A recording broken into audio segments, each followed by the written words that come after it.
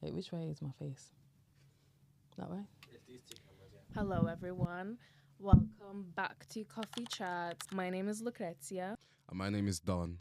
and today we're here with the most beautiful Marnei. Hey.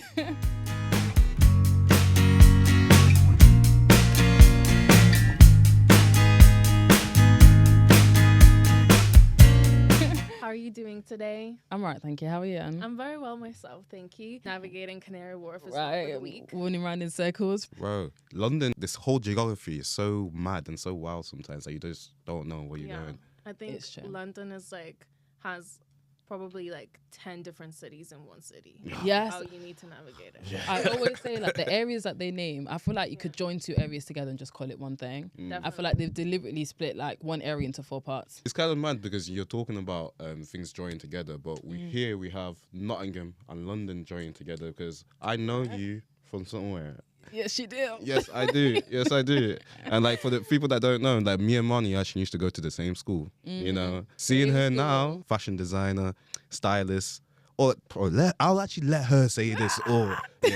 Because there's so much, and I'm super proud. So go on. Thank you. So I am a designer and fashion stylist. I'd like to say creative as a whole. Gone down the modelling route, done a bit of acting, gone down the sports, the dance, Okay. Wow. the art with the painting, creative direction, That's running great. production, setting up shoots. And obviously designing itself requires you creating up a concept and then executing that. So that's a lot of creative director work. But anything creative, give it to me, I'll work it out. How do they say? A jack of all trades? Yeah. Right? Yeah. Amen. Come on. Amen. And just going on to that, Yeah. it's clear that you do a lot of different things and you express yourself creatively in a lot of different avenues. Yeah. When was the first time that you knew that, I'm a creative person, this is for me? When was that first inkling? Maybe the arts, drawing and stuff like that. I think being able to sit down and produce something from the top of your brain or observe something and translate it in your own form of beauty on paper was when I was like, okay, yeah, I like a bit of this, I might put down how I feel subconsciously in the piece of art and it's a nice way to communicate. I say also drama.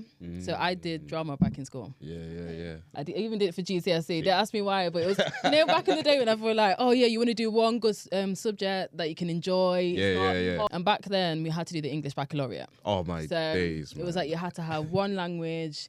What was it? One humanity. Yep. Okay, I see. Yes, I did the history, Spanish, art, and then drama. Mad.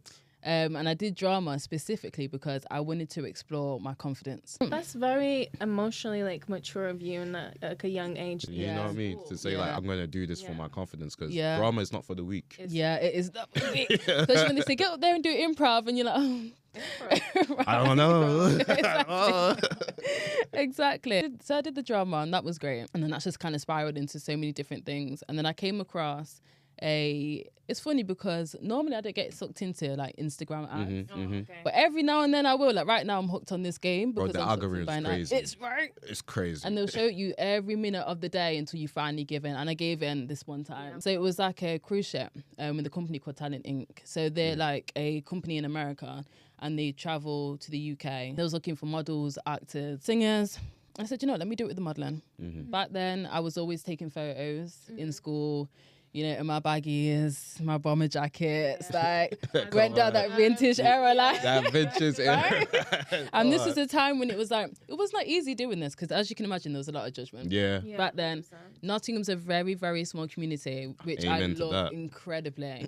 But I think it was so easy and natural for you to dress like the person next to you Yes. because everyone, the mindset's very similar. Yeah, it's because being from Nottingham, it's everyone's got a big city mentality, but everyone's in that small city together. Yeah. So it's hard to kind of find your own avenue because you always think that you're too outside of what normal is. You know what I'm saying? Yeah. It takes a lot of gut to be on the outside. Yeah. Honestly, back then, even in school, I don't know if you remember my couple of errors where, my emotional regulation wasn't all the way there. Bro, everyone. Crazy work. I can't lie. That's cool. Yeah. Honestly, it was so embarrassing. But I used to wear this puffer jacket, a leather one. I can remember being told like, oh, you look like you're wearing like a trash bag. Like, No way. I had like a transparent raincoat. No Yet again, way. another trash bag. Yeah, but hear this, then Topshop comes out the year later selling the same raincoat. And And then that- everyone wants it. Exactly. And I think that solidifies the fact that you should always dress what you want to wear. Do what you want to do, because either the world catches up or you're just in a pool of happiness. Well, my question to you is, what would you say to people that wants to be different and want to showcase their inner creativity, just like you? Literally do it. Like, I think you should go out there, do it. Let the feedback harden you up. Let you practice standing your ground in your identity. I think only you know yourself. You can't expect the world to know you inside and out. As much as you think you know the next person, it could be your best friend, you will never know them how they know themselves in their head. Yeah. And I think it's better that you go out and you try and you live it to the fullest than to always sit down and think, what if? Or, you know what I mean? Just go out and do it. See how the world responds. See how you feel, more importantly, doing it. And if you feel uncomfortable, the more that you do it, the more comfortable you become. Yes. Yeah. And I think that's a great practice in anything you do in life. It's like job interviews. Yeah. Go for one, you feel like you're not ready.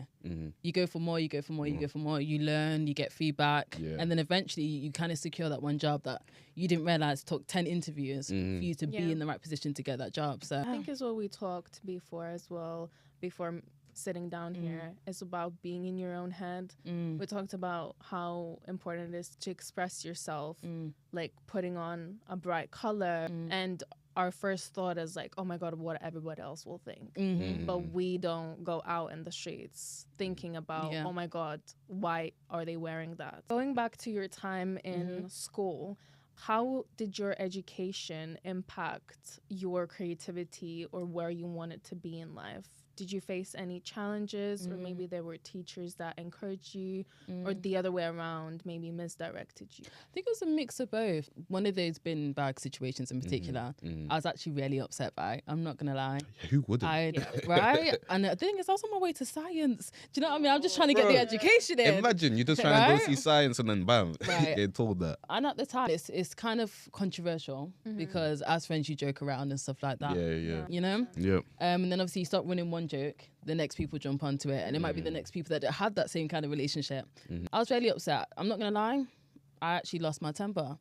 Back then, I was not good at regulating my emotions. Every 6 months or so, Yeah. yeah. Yeah. I'm gonna keep it so real. It's so embarrassing now that I'm mature and I can look back on it. Yeah. But back then, because I was so lost, it was so hard for me to express myself. Lost my temper, and I was actually crying in the bathroom, in the girls' toilets, and my sister was in the bathroom. So obviously she heard about it. By the time you get to science, everybody in the school knows what's Everyone happened. knows. Oh, crazy. So yeah, we're in the toilets, and then one of the teachers come in. I can't remember her name. Her style was very like punky. So I think she could actually relate to being in that position of being able to wear what you want, express how you want. And I can remember her giving me kind of like a pep talk and just encouraging me to kind of like stand in who you are, walk out there with a smile on your face, and don't let what the words that people say to you or the things that people do to you affect you. Yes. To keep it so real, she actually told me, she said, she said, if anyone does anything to you, if you put their hand on them, I won't tell anyone. That's Those what are the she teachers actually you said. need, man. Right? Yeah. Come on. But obviously I wasn't going to do that because that's a setup, guys. Yeah. Don't listen to that. Bro, it's so mad because you know, if you do that, the first thing that they're going to say, I never said this. Right. Yeah, it's students' word against the teachers. Shit, Exactly. like, It's come an on. impossible battle to win. Exactly. You got to have the awareness to know that is not the route to take. I'll say that was very encouraging. Obviously, you have like your very close friends as well. Yeah. That knew you on a different deepness. I was confiding in and they would support me on it. Especially Asha, like that's my sister. Like, you know Asha, Shout out right? Asha, yeah. man. Asha, beautiful Come on. soul. Like that is Yeah. my girl. I'm not gonna lie, that's my whole sister. But then similarly, I also had the battle of the first of all, it was a very different world. Pre-COVID to post-COVID, very different world. Crazy, yeah. Especially as I don't want to go too political with it, but as a black person, Oh, yeah. like Bro. so blurry the difference. Yeah. So blurry. I can't even explain it. I went to a Catholic school. The teachers spent the last of our 4 years trying to separate us all because they claimed we were in a gang. Yeah. I ain't never been in a gang my whole life. Oh my God. Yeah. That's how they do you. Like they did the same thing to me. As soon as they see a group of black people just all around each other, they immediately think that we're intimidating and that we're again trying to incite violence. And I remember clearly we said there was a group of white boys who was literally together, and me and my friends, we said, "Why are you not separating these guys? Because we're only allowed to be in groups of 4." Yeah, that's what this did to us. Groups of 4. That is what they did to us. No more than 3 or 4 in a group. If there was too many, all the teachers come out. You don't need to separate. You need to separate. We're just here catching joke.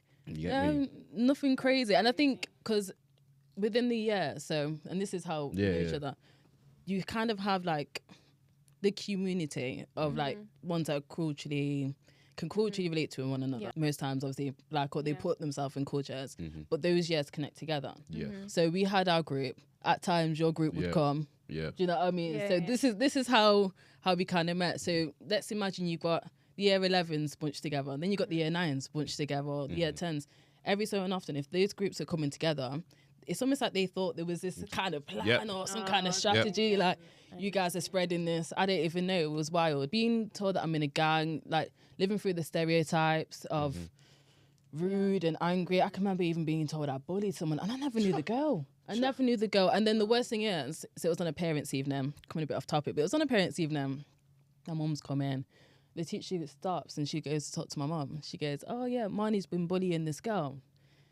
I said, "My mum come to me." She looked at me and she gave me that look. My mum's Jamaican, so she gave, if you know, you know. She gave me that look. And I looked and I thought, "Come on now, mum, you know." Come on. My mum turned around, she said, "That's not my, I wouldn't bring my child up like that. That's not my child."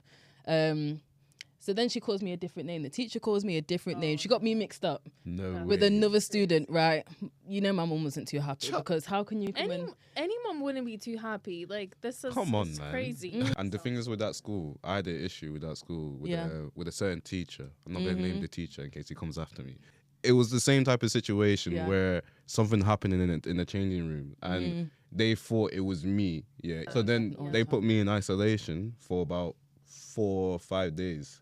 Straight. Without even telling my mum. When my mum found out, she came to the school. She literally shouted in front of the reception. It's like, "Do you have any evidence that you've done this?" No. Do you know for certain that it's him? No. So why is he the only one in isolation? You know, and it's just to show you, like, relating to what you're saying, like, before COVID, there was that type of energy. What always baffles me is that how far people are willing to go with no evidence. Like, you would think that if something would happen, you would go the rational route. How are you in education and you're so biased and you allow those biases to like affect your judgment? Like, these people are teachers. These people they're looking after children. I think it's so sad, like, people forget that you guys were just children in your experiences. Like, children are never that evil to come up with anything of their own. Like, if anything, the teachers were evil. Except those really evil children that we have now. Ones, like the psychotic ones, kids. I mean, I think back day before COVID, when we weren't so influenced by the online and social media, you know, we would go outside and we would play, and like we never had any ill intent. You never had to, I'm gonna hurt someone or I'm gonna show, like, if someone comes after you, that's fair, but like you would never be the one to initiate anything. So I think for teachers to not be someone to protect, like, teachers should protect everyone regardless. I feel like go through that, it really hardens you for the industry, because we know the industry, the creative industry itself, is very cutthroat, and even towards black creators as well, it's a whole nother step and issue there. So for a lot of these black creatives who are just starting their journey, like, what are some of the experience that you went through, and what are some of the things that you had to do to overcome and remain in this industry? I'm actually scared of giving up. I don't think I've ever gave up in my life. Yeah. The only thing I've actually stopped is modelling, and that's been like the past year or two. But even when I said I stopped, I ended up doing a shoot like a week later. It's just, I'm addicted. I've never gave up. So for me, I think I was very lucky because in my household, like, and also culturally, I've been brought up to be very prideful of who I am. Know who you are, know where you come from, so that when you step out into the world, nobody can tell you who you are. Whenever I walk into a space, first of all, I think my education has grounded me. So if I walk into a place and you feel like I'm less than or that I'm not worthy enough, I don't rely on your validation to make me feel validated, 100%. because I was brought up to understand what my value is and what my worth is. Yes. And that is everything from confidence to my education to even just being able to walk in the room and hold yourself. I think when you walk and talk, you tell the whole world who you are. Yeah. And I think if you've got the opportunity of choosing how you present yourself, I think you should go all the way through with it. You should step into a room, feel confident, look confident, be comfortable. Now, don't get me wrong, like, I'd be shaking on the inside. Like, 100%. I'd be shaking on the inside. I'd be terrified sometimes because I'm walking into spaces that I've not mentally prepared myself for. Yeah. But I've also learned how to deal with that social anxiety. Yeah. And it's not a performance, but it's more so a reconfiguration of the mind. Yeah. Instead of focusing on the externals and how the externals might affect me and how I can please myself in these externals, I'm figuring out how to find comfort within myself so that the rooms that I walk into kind of shift to that comfort. I think that's very good, and it's such a self-reflection of yourself. Yeah, to be able to understand that it's not the environment the issue. Maybe it's me the issue, and maybe I just need am to the change issue within myself, and then the environment will fit me. Yeah, of course. And that's what I like about that. I think there's so much power of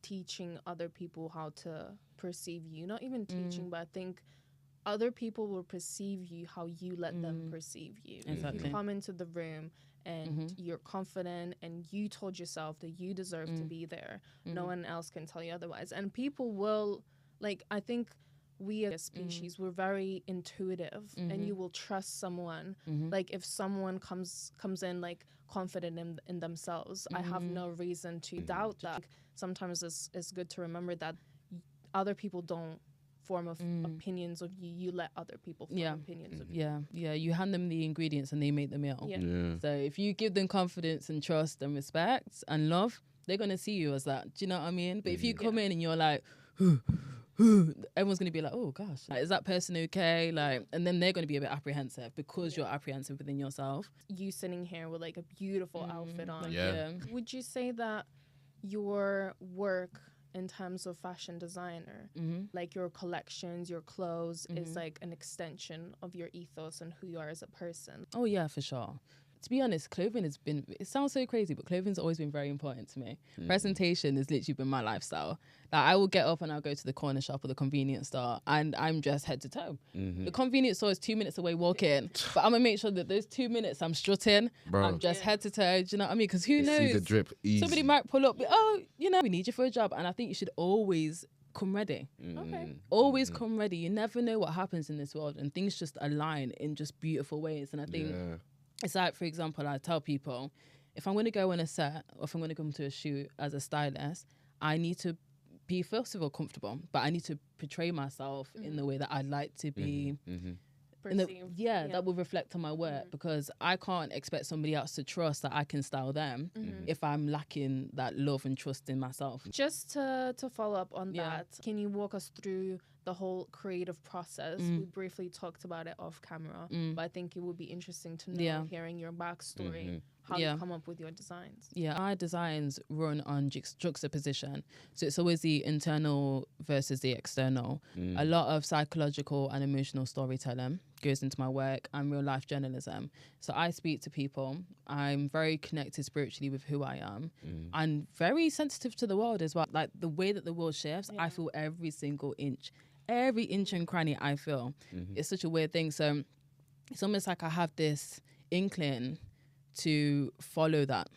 So that typically becomes like the base of what it is that I want to explore and portray. This blazer, this came from my Unbound collection, where I spoke about rumination to liberation. So that was a state of like uncertainty. That was after COVID, where everyone doesn't really know where to place themselves. Something feels stiff in the air, like there's a lot of friction. I spoke to people, I was finding out how they felt, what their position is in the world, like how are they feeling for the future. And then I kind of just explored those emotions subconsciously, digested all the information, fabric to mannequin, and started draping, but with having the thoughts of those emotions on my mind. I think being able to connect with my pieces on different levels and from different perspectives helps very naturally bring across my design ethos. I guess that's as authentic as it can be then. Yeah. When you're doing it like that. Yeah. I always explain that the textiles usually explains the emotion, but the silhouette explains like the outer shell, what's portrayed or the outcome of going through those emotions. You have very like high, glamorous, bold, in your face kind of vibes, big structures, unapologetic. But then within those tweaks, you see the sadness, or you see the pain, or you see the struggle. So when people put it on, it's almost like, it's going to sound so weird, but it's almost like it pulls that person out of them. The person that they know is there, but they kind of keep close to their heart. It pulls it out of them. I did a shoot the other day, and we dressed the client in this blazer and the skirt that came for it, for the runway. And it's funny because, so I was working as a stylist, and I had the lead stylist asked me to bring my designs as well. This guy called Josh. He's amazing, by the way. Big him up. He gave me my flowers at the end of the shoot, and I think it's the first time I've ever publicly received my flowers. Let's go, Josh. Right? Come on. Big up Josh. Big up Josh. What a beautiful person. So we put the piece on the client, and to be fair, she was a bit unsure. Yeah. Now, she didn't know it was my designs. So the only people that knew that it was my designs was Josh and the other styling assistant. By the end of the shoot, whole different person. I love it. It ended up being the cover shoot for the magazine. Wow. Which magazine is this? Yeah, 14 shoot 16. Come Amazing on. team. Yeah. Amazing team. So yeah, ended up being the cover shoot for that. But it helped to also reinforce my ethos of like bringing out that authentic person of you. Yeah. And seeing yourself from a different light. I think it challenges your comfort. Because you have to be uncomfortable in it in order to really express and sit in it and feel it. I feel like it's so good to hear some of these projects that you worked on, and in context of this year, like what is your biggest ambitions of this year? What's your biggest projects that you want to do this year? So I am in the process of like really structuring the brand Marnei. Creating more of a collection and extending the collection that I already have. But I think more importantly, I think my main focus is being audacious. Just having the straight up audacity. Like I think sometimes audacity is great. Like you always hear it, right? You always hear it in the context of like, oh, how can you be so audacious? Or what in like the audacity of this person? But I think in life, you have to have audacity. You have to be able to go out there and actually do what you need to do. If you don't ask, you don't get. No, exactly. I've been told that before. If you don't ask, you don't get. It's true. You have to go out and do it to the fullest. I think if you sit down and you sit in your own shadows, the only person you're holding back is yourself. Literally, you're only holding yourself back. So do it and either learn from what didn't go right and what did go right and rectify that the next time you do it, or never do it and never find out. The thing is, you just get better. The story about practice makes perfect. It's not just like a saying. It's actual truth, man. Yeah, you get that muscle memory. You understand how it feels. You understand the vibes. You understand how to connect with the person, whatever it is. So it's like 100%. Like just keep doing it. Yeah. Since it's 2026, what would you say to your 2016 self? Yeah. We were like 14. 15? I was 15. She was like 17. 16, man. Yeah. Okay. 17, 16, man. Oh, boy. To that, Marnei. Big up you know. That's what I'd say. Big up you, because I think that's when I was really settled in who I was from a fashion point of view. Yeah. You know, this is when I went out and I'd search every crevice to find something that I wanted. I kind of got over that awkward stage of like, oh, there's probably going to be some kind of backlash wearing this. And also I think I was in an environment where I was surrounded by mainly love, purely love and appreciation, you know. And I think because I also stuck by it, I think people realised that it wasn't going to change me. You know what I mean? Love me or hate me, it's finna stay. And that's exactly how it was. So yeah, I say big up you. The next couple of years for you is going to be crazy. Crazy, and you're finna be bold-headed. That's what I tell me. Like, I remember that period. You finna be bold-headed. Don't do it. But yeah, I say it was a perfect time to prepare me for what was to come. Yeah. Because I think had I not gone through those following years, I would not be where I am today. Because I had to be quite frank, I had to die to come back alive. Yeah. 100%. In my soul.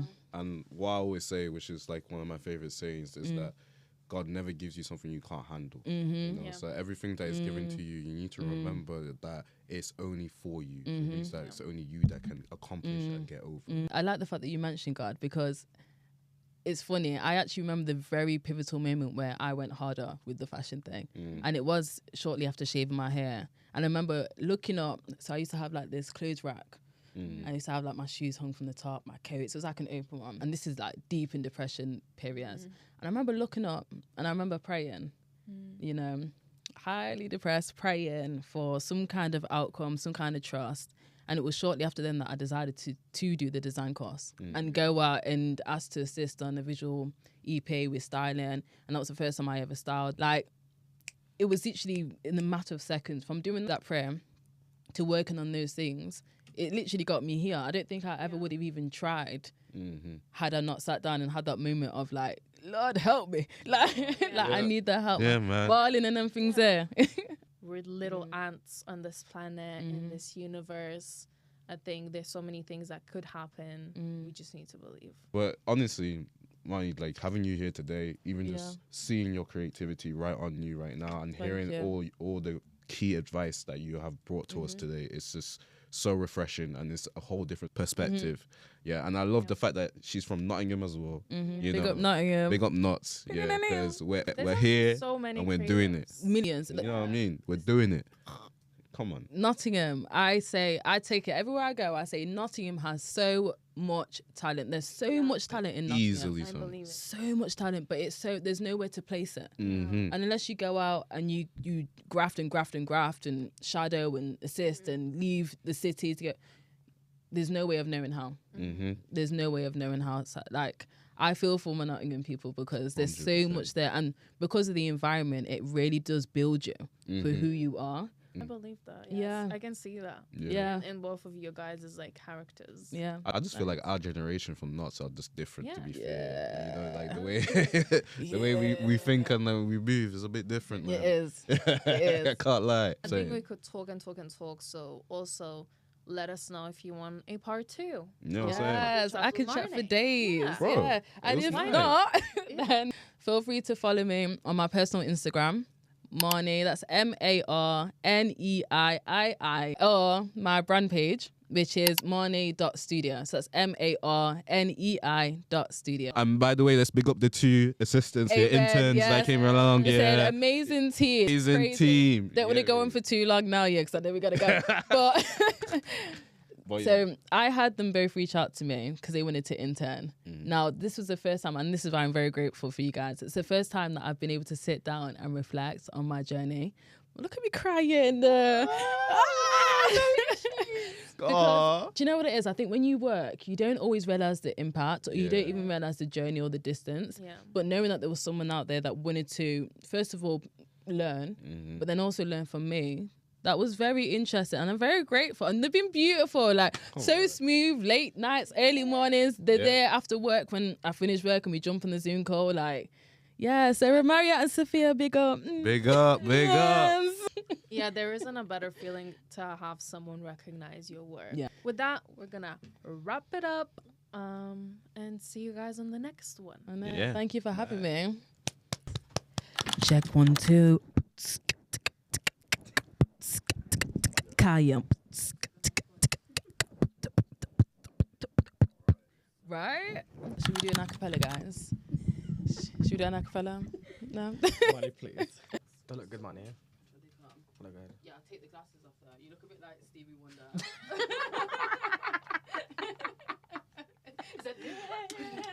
What does video soundbites mean? No, we have videos of you. Good videos, pictures. The videos of like when we was talking kind of vibe. Yeah. Yeah. Yeah, we've got those. She Yeah. got some, I got some. Okay, 6. Yeah. Okay. Hi, my name is Romario. Right now I'm studying for a fashion internship, but I'm also studying at university to get my fashion degree. I do have family in Nottingham and in Jamaica, so I'm a mix of both Nottingham and Jamaica. And pretty much throughout this year, I really want to just explore more into the fashion industry, learn more about fabrics, learn more about brands, who owns the brands, how they came around. I think I'm more strong on styling. I like to play around with fabrics. I like playing with materials, layering, different accessory pieces. So I think that's where my head and my heart is mostly. So this year I really want to force and push myself more out there in terms of styling, hence why I reached out to Marnei, because I know she also had experience in styling, so that was just like the best opportunity. And me and her already connected, already felt like when I was coming to her about it, it just felt so easy to express. I know it's been amazing working with her, and she's honestly opened my eyes so much to, you know, what it's like being in the industry, the realism of it, and how realistic it can really be. So I'm very grateful for that, and I'm going to be taking it with me throughout my journey from now until the future. My Instagram is styling with Z, and that's STYLIN, and then ZEE. Hi, my name's Sophia, and I'm also a fashion intern who is working for Marnei currently doing styling internships. I decided to go into fashion solely because I just love like working with clothes and it being subjective. I am from Devon, so quite down south, quite far away from London, so it's quite a big move for me. But I think you just got to put yourself out there and basically just do what you want to do and make big steps to kind of get to your goal. My socials are Sophia Ballard on Instagram. So yeah. Yeah, I can't really stretch.